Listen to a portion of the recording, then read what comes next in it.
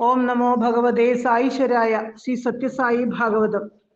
ആഫ്രിക്കയിൽ ഉയർന്ന ദേവവാണി. ആഫ്രിക്കയിൽ ഡോക്ടർമാരും നിയമജ്ഞരും റോട്ടറി ലയൺസ് ക്ലബ് അംഗങ്ങളും പങ്കെടുത്ത സമ്മേളനത്തിൽ ഭഗവാൻ സംസാരിച്ചു. 1968 ജൂലൈ 6.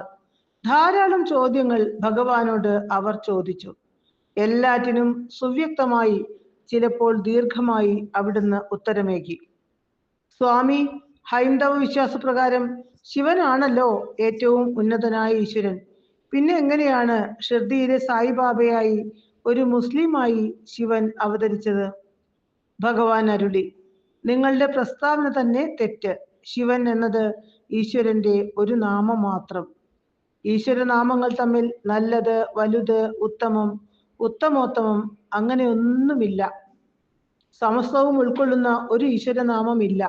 അനന്തമായ ദിവ്യതയുടെ ചില ഭാവങ്ങൾ ആ നാമങ്ങളിലൂടെ പ്രകടമാകുന്നുവെന്ന് മാത്രം. ഷിർദി സായിബാബ മുസ്ലിം അല്ല, ജന്മനാ ബ്രാഹ്മണൻ. ഭരദ്വാജ ഗോത്രം, ആപസ്തംഭ സൂത്രം.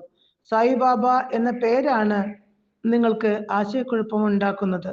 സായി എന്നാൽ പ്രഭു, മഹാഗുരു. ബാബ എന്നാൽ പിതാവ്. ഈശ്വരനെ എങ്ങനെ പരിധി നിശ്ചയിക്കാനാവും?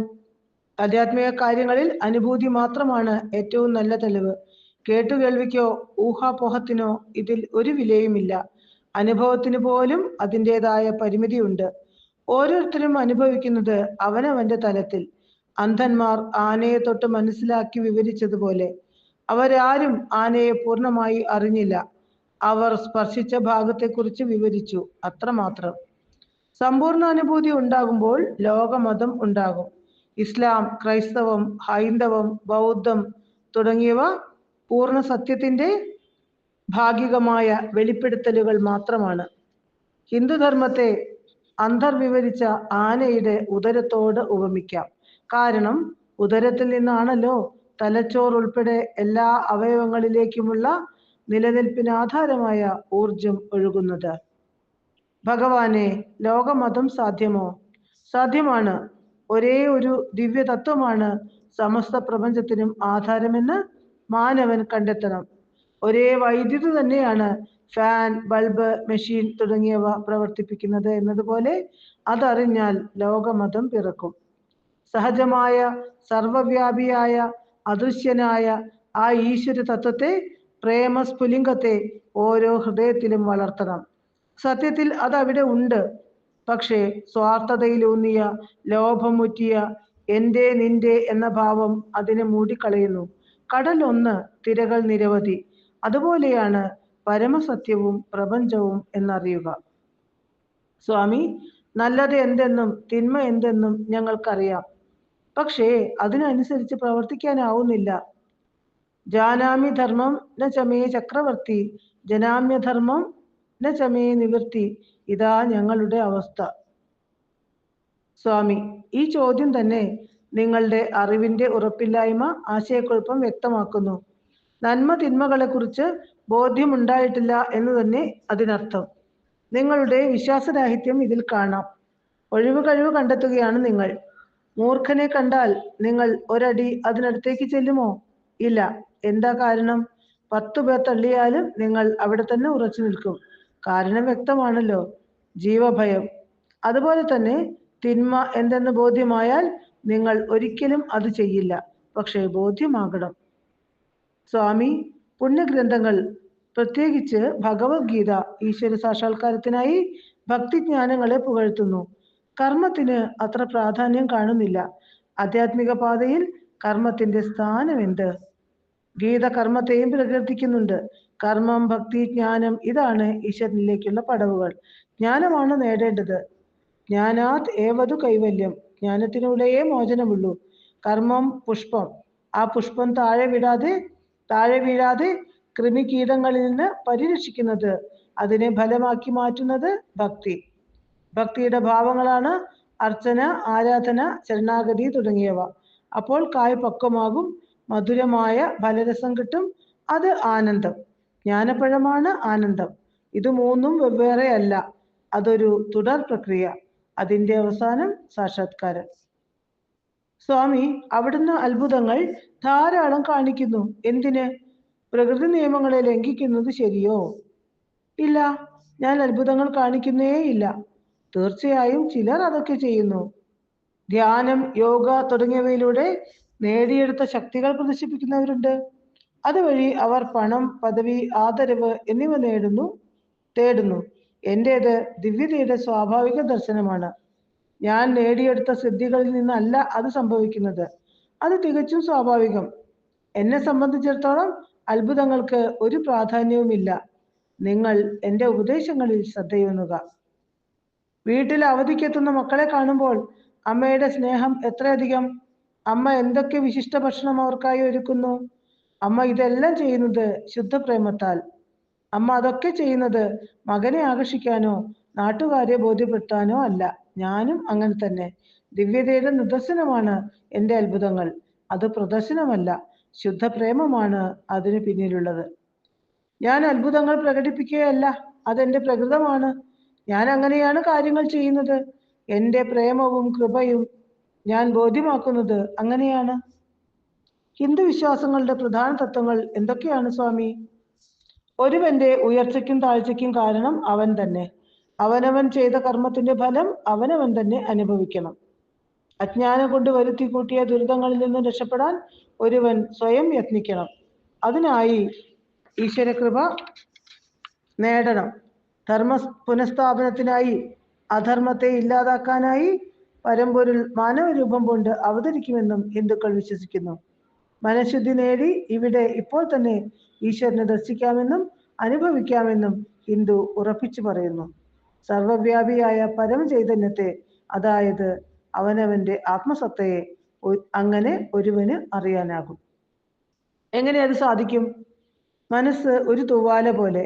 തൂവാല ഉണ്ടാക്കിയത് നൂലുകൾ ചേർന്ന്. നൂലുകൾ മാറ്റിയാൽ തൂവാലയില്ല. മനസ്സ് ഉണ്ടായത് ആഗ്രഹങ്ങളാകുന്ന നൂലുകൾ ചേർന്ന്.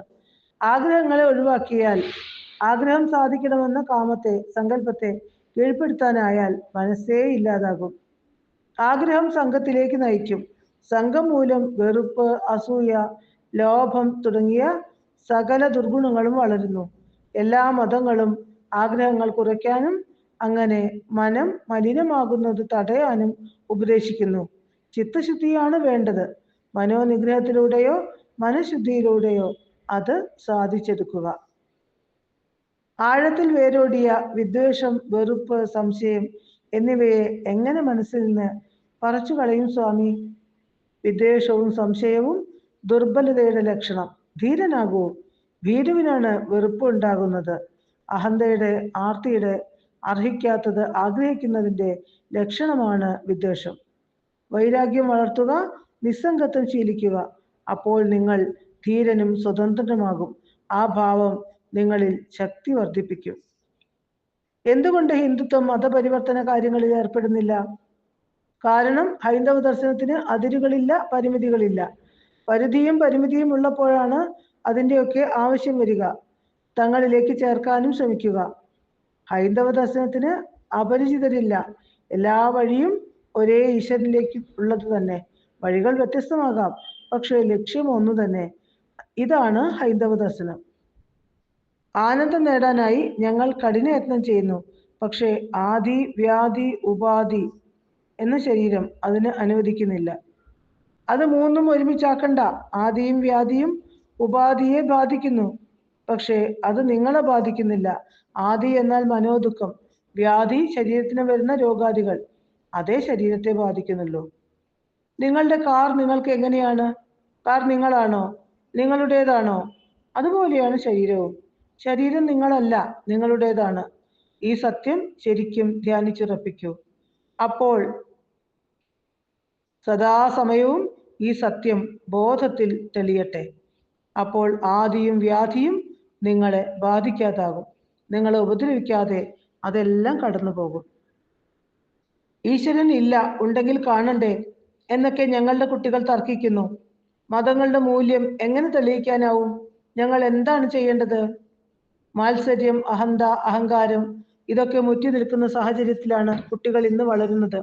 മാതാപിതാക്കൾ അവർക്ക് ഇന്നുള്ളതൊക്കെ സമ്മാനിച്ച ഈശ്വരനെ നന്ദിയോടെ സ്മരിക്കുന്നതും പ്രാർത്ഥിക്കുന്നതും കുട്ടികൾ കാണുന്നില്ല. മതാനുഷ്ഠാനങ്ങൾ നിങ്ങൾക്ക് കൂടുതൽ ശാന്തിയും സന്തോഷവും കരുത്തും സ്വാതന്ത്ര്യവും നന്മയും നൽകിയിട്ടുണ്ടെന്ന് മക്കളെ ബോധ്യപ്പെടുത്തുക. അപ്പോൾ അവർ മൂല്യങ്ങളെ തിരിച്ചറിയും. 14-15 അവർ ഇത്തരം ചോദ്യങ്ങൾ എറിഞ്ഞു തുടങ്ങിയത്? കഴിഞ്ഞുപോയ ആ വർഷങ്ങളൊക്കെ നിങ്ങൾ എന്തു ചെയ്തു? മക്കളിൽ ഈശ്വരവിശ്വാസം, വിനയം, ആദരവ്, പാപം ചെയ്യുന്നതിൽ ഭീതി എന്നിവയൊക്കെ വിതച്ചു വളർത്തിയോ? മാതാപിതാക്കൾ, മുതിർന്നവർ ഇവരിൽ നിന്നൊക്കെയല്ലേ ഇതെല്ലാം കുട്ടികൾക്ക് ലഭിക്കേണ്ടത്? ശിലയിൽ ശില്പി സുന്ദരമായ ഈശ്വര വിഗ്രഹം കൊത്തിയെടുക്കുന്നത് പോലെ നിങ്ങളും മക്കളെ ചെത്തി മിനുക്കിയെടുക്കണം. മാതാപിതാക്കളും അധ്യാപകരുമാണ് ആ ചുമതല ഏറ്റെടുക്കേണ്ടത്. കമ്പാലയിൽ നടന്ന ചോദ്യോത്തരങ്ങൾ 9/7/1968. മഹത്തുക്കളുടെ ദർശനം അനുഗ്രഹം വഴി പൂർവകർമ്മങ്ങളുടെ ദോഷം ഇല്ലാതാക്കുമെന്ന് കേൾക്കുന്നു. ശരിയാണോ സ്വാമി? കർമ്മഫലം ഒടുങ്ങുന്നതോടെ കർമ്മത്തിന്റെ ഗുണഫലവും ദോഷഫലവും ഇല്ലാതാകും. ജ്ഞാനാഗ്നി നന്മയെയും തിന്മയെയും ഒരുപോലെ ദഹിപ്പിക്കുന്നു. നന്മ തിന്മകൾക്ക് അപ്പുറം പോകണം നിങ്ങൾ. കാരണം രണ്ടും ബന്ധന കാരണമാണ്, ക്ഷണികമാണ്. ദർശനം, അതായത് ആരാധന, ഗുരുപദേശങ്ങളെ ആദരിക്കുക, സ്വീകരിക്കുക തുടങ്ങിയവ ഒരുവനെ പരിപ്രശ്നത്തിലേക്കും സേവയിലേക്കും നയിക്കും. അതായത് ആത്മാന്വേഷണവും ഈശ്വരബുദ്ധിയ സേവനവും. അങ്ങനെ ഒരുവന് കർമ്മഫലങ്ങൾ ഉപേക്ഷിക്കാനാകുമോ? ഞാൻ എൻ്റെ എന്ന മമത്വ ബുദ്ധിയില്ലാതെ കർമ്മം ചെയ്താൽ മതി. ഒരിക്കൽ ഒരാൾ തൻ്റെ പൂന്തോട്ടത്തിൽ കയറി വന്ന പശുവിനെ തല്ലി. തല്ലുകൊണ്ടോടിയ പശു പൊട്ടക്കിണറ്റിൽ വീണ് ചത്തു. ജനങ്ങൾ അയാളെ പഴിച്ചു. അയാൾ പറഞ്ഞു, ആ പശു ആ വിധം ചാകണമെന്നത് ഈശ്വരന്റെ നിശ്ചയം, എനിക്കെന്ത് ചെയ്യാനാകും? പിറ്റേ ദിവസം ഈശ്വരൻ ഒരു സന്ദർശകന്റെ വേഷത്തിൽ അയാളുടെ പൂന്തോട്ടത്തിൽ എത്തി. നന്നായി പരിപാലിച്ചിരിക്കുന്ന പൂന്തോട്ടത്തെ വളരെ പുകഴ്ത്തി സംസാരിച്ചു.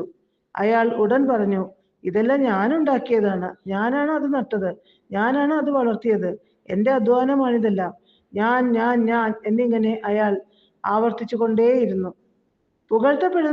പുകഴ്ത്തപ്പെടുന്നെങ്കിൽ ഞാൻ ഉണ്ടാക്കിയത്, നിന്ദാപൂർവമുള്ളതെങ്കിൽ ഈശ്വരേച്ഛ. അങ്ങനെ ആകരുത്. എന്ത് വന്നാലും ഒന്നുകിൽ ഞാൻ തന്നെ അതിന് കാരണം, അല്ലെങ്കിൽ ഈശ്വരൻ തന്നെ എല്ലാറ്റിനും കാരണഭൂതൻ എന്ന് ഉറച്ചു നിൽക്കണം. കർമ്മഫലത്തെ മാറ്റിയെടുക്കാനാകുമോ?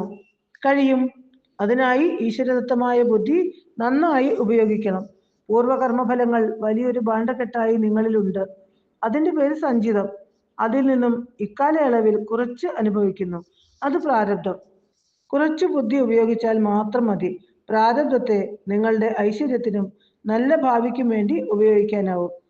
നിങ്ങൾക്ക് ആവശ്യമുള്ളത്ര അരി പാത്രത്തിൽ നിന്നും എടുത്ത് പാചകപ്പെടുത്തി കഴിക്കുന്നതിന് ഒരു തടസ്സവുമില്ലല്ലോ.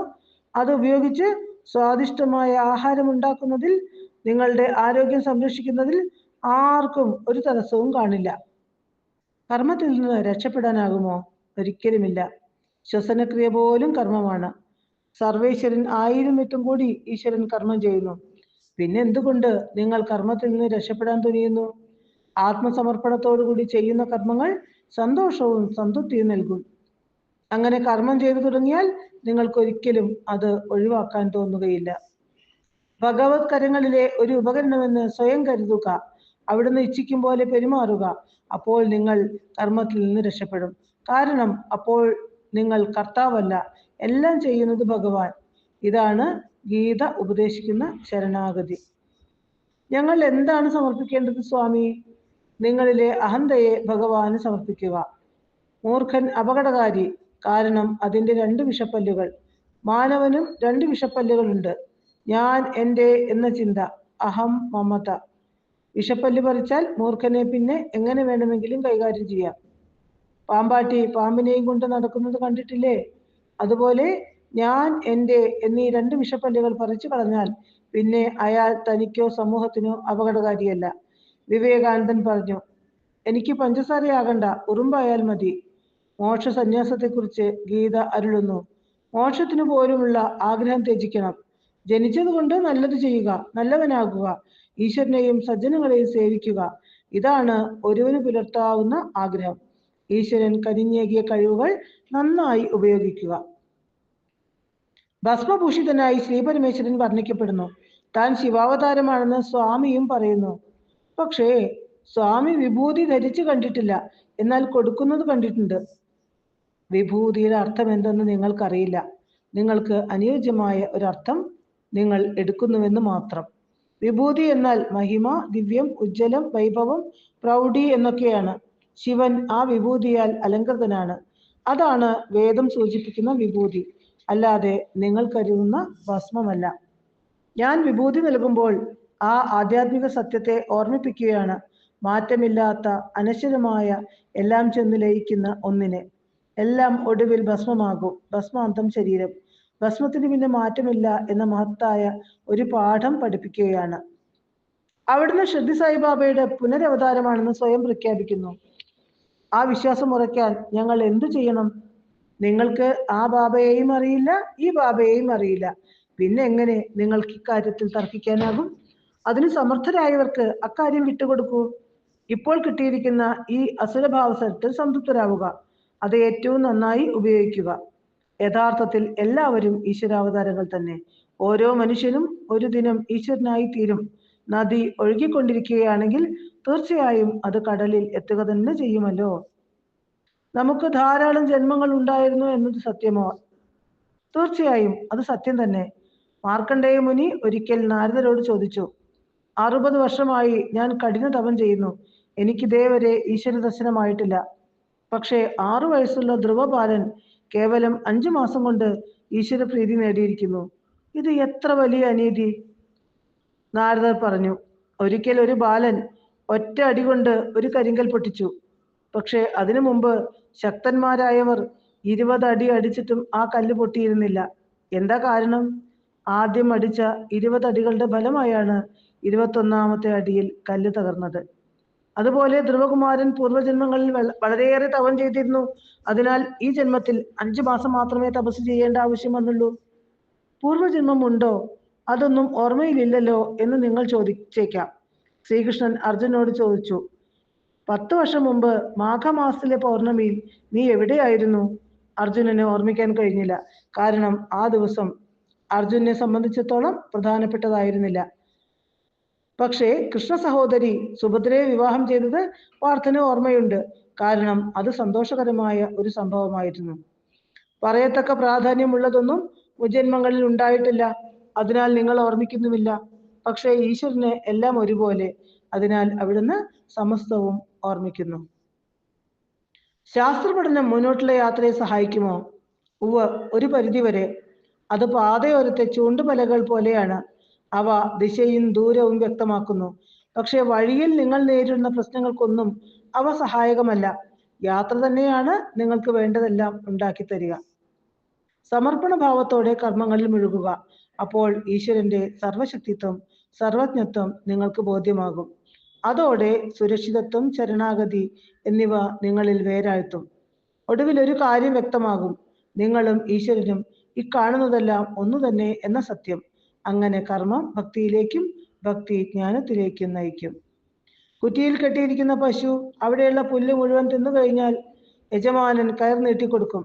അപ്പോൾ പശുവിന് കൂടുതൽ സ്ഥലത്ത് മേയാനാകും. അതുപോലെ അനുവദിക്കപ്പെട്ട മേഖലയിൽ നന്നായി മേയുക. അപ്പോൾ ഈശ്വരകൃപ വർഷിക്കപ്പെടും, അല്ലെങ്കിൽ ഇല്ല.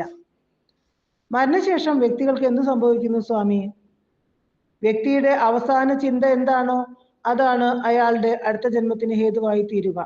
പൂന്തോട്ടത്തിലെ പുഷ്പങ്ങളുടെ സുഗന്ധം വായു കോരിയെടുത്ത് കൊണ്ടുപോകുന്നത് പോലെ ഈ ജന്മത്തിലെ ശക്തമായ പ്രവണതകളും ഗുണങ്ങളും സ്വഭാവങ്ങളും അടുത്ത ജന്മത്തിലേക്ക് നയിക്കുന്നു. അടുത്ത ജന്മം ഉടൻ തന്നെ ഉണ്ടാകും. പക്ഷേ ഇടവേള കൂടിയും കുറഞ്ഞും ഇരിക്കുന്നു മാത്രം. സ്വിച്ചിട്ടാൽ ഉടൻ വെളിച്ചം കിട്ടും. പക്ഷേ ഫാൻ പൂർണ്ണ വേഗത്തിൽ കറങ്ങി കാറ്റ് കിട്ടണമെങ്കിൽ കുറച്ചു സമയം പിടിക്കും. പാചകം ചെയ്യാനുള്ള കറണ്ട് സ്റ്റൗ ആണെങ്കിൽ പാചകത്തിനുള്ള ചൂട് ലഭിക്കാൻ കുറേയേറെ നേരം കാത്തിരിക്കണം. ധാരാളം പേർ ഇനിയൊരു ജന്മമില്ലാതെ ഈശ്വര കൃപാസാഗരത്തിൽ ലയിച്ചു ചേരാറുണ്ട്. എന്നിട്ടും ജനസംഖ്യ കുറയുന്നില്ല. അതിനു കാരണം ജന്തുക്കൾക്ക് മാനവ ശരീരം കിട്ടുന്നത് മൂലമാണ്. മനുഷ്യ ശരീരം കിട്ടുന്നതോടെ വലിയൊരു അവസരം ജന്തുക്കൾക്ക് ലഭിക്കുന്നു. അതാണ്, ഒരുപക്ഷെ അതായിരിക്കാം ചില മനുഷ്യർ മൃഗങ്ങളെ പോലെ പെരുമാറുന്നതിന് കാരണം. ജന്തുക്കൾ, വന്യമൃഗങ്ങൾ, പക്ഷികൾ ഇവയൊക്കെ മോശമെന്ന് നിങ്ങൾ എന്തുകൊണ്ട് കരുതുന്നു? അറിവില്ലാത്തതും മൂലം. ഓരോ ജീവനും ധാർമ്മികമായ പാതയിലൂടെ മുന്നോട്ട് പോവുകയാണ്. മാനവരിൽ ഉള്ളതിനേക്കാൾ പരസ്പര സ്നേഹവും സഹകരണവും ജന്തുക്കൾക്കിടയിൽ കാണാം. ഓരോന്നും വിലയിരുത്തേണ്ടത് അതത് സാഹചര്യത്തിലും അവരവരുടെ അവസ്ഥയിലുമാണ്. മൃഗങ്ങളിൽ നിന്ന് പഠിക്കാൻ ശ്രമിച്ചാൽ മാനവന് ഇന്നത്തേക്കാൾ നല്ലൊരു ജീവിതം നയിക്കാനാകും. പലപ്പോഴും മൃഗങ്ങളെക്കാൾ മോശമാണ് ചില മനുഷ്യർ. ഈശ്വരാവതാരത്തിന്റെ ഒരു പ്രധാന ദൗത്യം തന്നെ സാധുക്കളുടെ സംരക്ഷണമാണല്ലോ. പരിത്രാണായ സാധൂനാം. മൃഗങ്ങളുടെ കൂട്ടത്തിലും നിരവധി സാധുക്കൾ ഉണ്ട് എന്ന കാര്യം ഓർമ്മിക്കുക. ഓം തത്സത്.